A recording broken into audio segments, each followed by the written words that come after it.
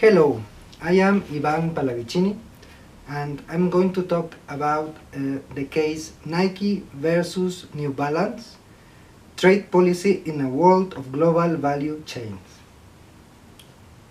In 2013, the United States Trade Representative Michael Froman was leading his country's Trans-Pacific Partnership negotiations.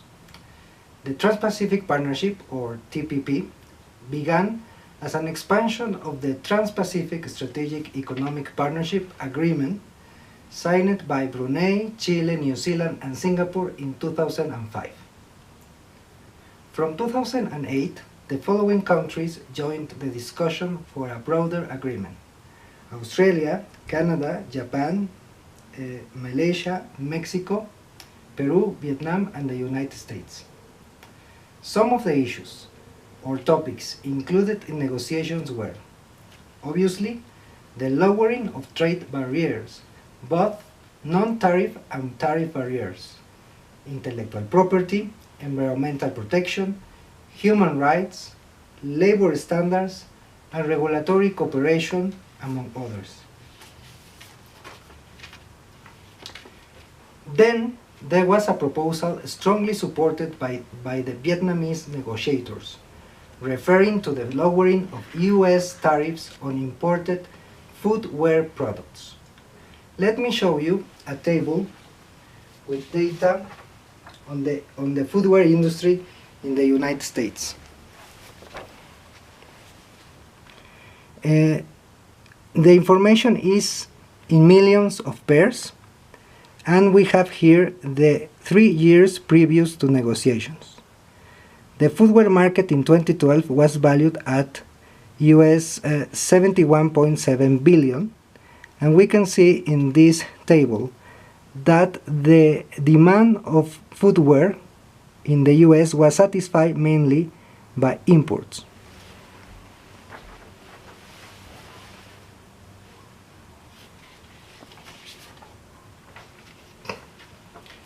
Which issues or problems did Representative Michael Froman face to make a decision on the proposal of lowering tariffs on imported footwear products?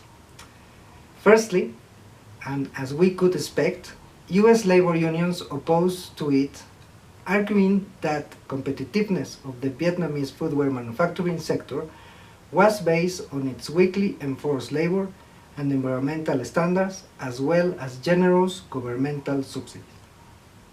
Secondly, obtaining concessions for other US industries depended on the US position on the reduction of footwear tariffs. And finally, two footwear US firms, Nike and New Balance, had contrary positions on the issue. On the one hand, Nike was very happy. On the other hand, New Balance was openly against, as the reduction of tariffs could force it to close its factories located in the US. But let us now know a little bit more about these two firms. Nike, operating since 1964, is an American multinational that has been dominating the athletic footwear market not only in the US but also in the world. It has been simply the number one. New Balance Athletics Inc. is a much older firm, started operations in 1906, and while most well-known sport shoes brands like Under Armour and Nike manufacture their products overseas, this Boston-based athletic footwear brand manufactures around 4 million pairs of athletic footwear every year. So that's not the case only now. Since then, it has been the case. And please keep in mind the following. One key to New Balance growth in the US footwear market is something that cannot be accomplished as quickly or easy when sourcing from overseas. That is customization.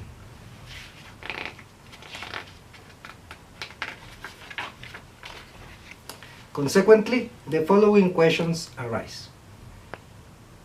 Is what is good for Nike Inc. or New Balance also in the interest of American consumers and workers in the footwear industry? Second, would US consumers prefer cheaper shoes produced overseas with weak environmental and labor standards, or more expensive shoes produced in the US with higher environmental and labor standards? And finally, what about economic agents in other US markets or industries? In other US markets or industries, they could also benefit from the TPP.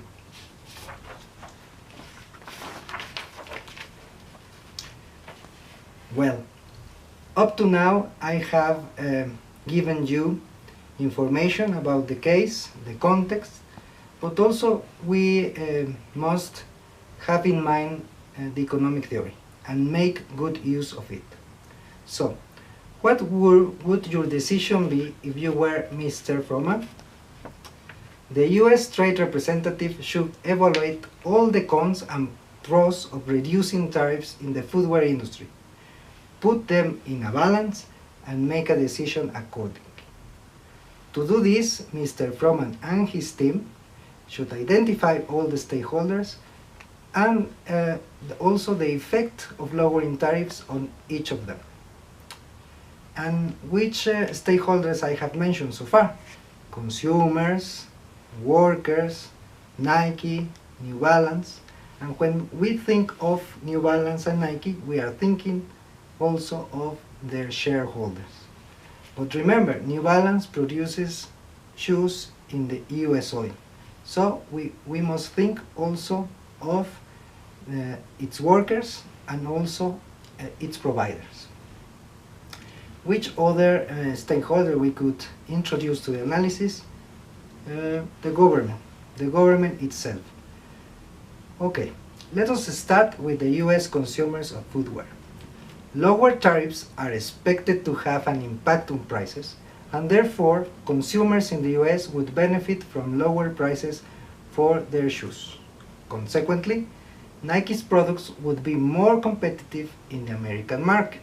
On the contrary, New Balance might reduce its production in the US as it could lose some of its market share. If New Balance loses part of its market share, workers producing athletic footwear in the US could lose their jobs.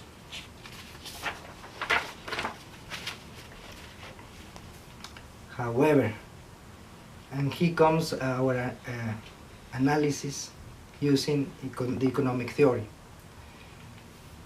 That would depend on the price elasticity of demand of their products. And, as I already mentioned, the competitive edge of New Balance is customization. Then, the price elasticity of demand for their products might be low and consequently not represent a serious problems for them or the survival of its US suppliers. Well, some jobs in the manufacture of footwear might be lost. However, in the footwear industry, as in other industries, there are other kinds of jobs different from mere manufacture. I will show you some images that illustrate what I am going to say. Let me see if you could see. Well, yes. For example, jobs in research and development and marketing. These jobs are located in places capable to attract high-skilled labor. Those high-skilled jobs could benefit from lower tariffs as more resources could be invested in such activities.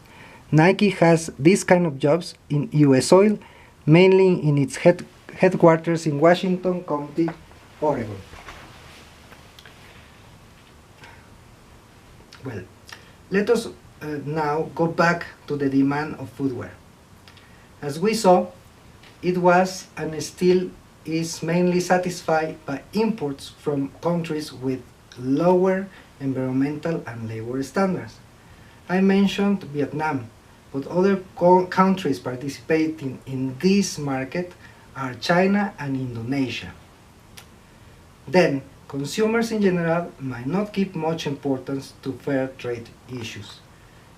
I mean, US consumers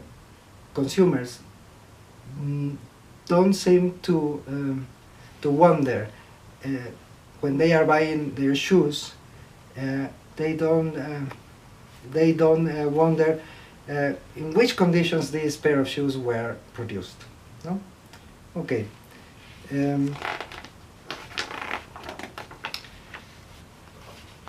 Let us now have a look to the government.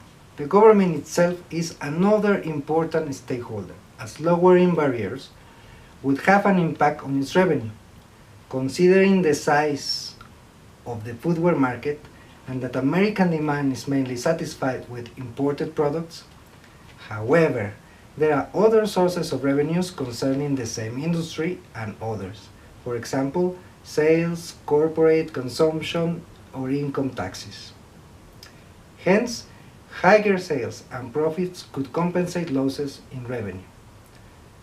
However, Mr. Froman and his team need to do the maths. Don't forget that Froman had also to consider that through negotiations he could gain concessions from other countries and therefore benefit American stakeholders in other US industries. Then he had also to evaluate all the specific cases of interest and put them in a balance together with the concessions that he could give in the footwear industry. Well, as far as economic theory is concerned, efficiency gains are achieved by promoting free trade. One of the purposes of the TPP was precisely that. But as seen at the very beginning of this presentation, the TPP framework considered also labor standards, human rights, environmental protection, etc. Hence, Mr. Froman had other elements related to fair trade to incorporate in the negotiations before accepting lowering the tariffs on footwear imports.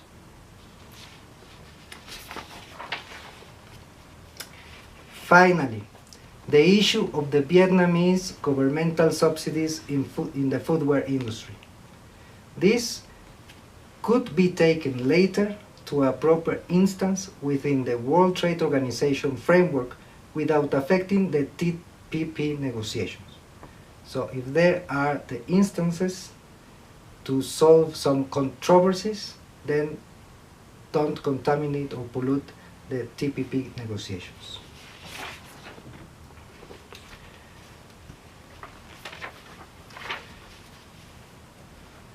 From immense multinationals, all the way down to startups and small businesses, many of them are actively participating in multiple continents, countries, and regions. Others, without an active economic participation, are being affected by economic decisions taken elsewhere. A complex flow of investments and interactions in production, distribution, marketing, and research and development are connecting and influencing economic agents in different places. It is now increasingly difficult to understand economic opportunities, international trade, or economic development without taking into account the complexity of economic globalization. To understand it and how policy decisions on international trade impact economic agents such as workers, consumers, and firms, in particular industries or markets, and even governments themselves, we have to think deeper on how the international economy works in general and how value chains work in particular. The footwear industry is a good example of such connectivity and, and interactions. Thank you very much. This is all. I wish you all the best. Bye-bye.